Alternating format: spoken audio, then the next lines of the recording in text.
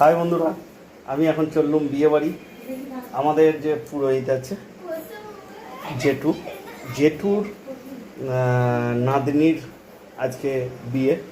তো সপরিবারই সকাল থেকেই নিমন্ত্রণ আছে, সকালবেলা যাওয়া হয়নি।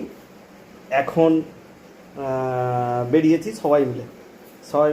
এই যে ছেলে এখনও এসে পৌঁছায়নি বলে বেরিয়ে যেতে পারিনি। এই যে মেয়ে রেডি হয়ে গেছে, ওই যে বউ ওখানে সাজছে, আমিও মোটামুটি রেডি। আর বলো না, আমার এই দাড়িটা কাটা হলো না, কারণ আজকে উল্টো রথ। আমি দিনক্ষণগুলো একটু মানি, তো যার জন্য কাটা হয়নি।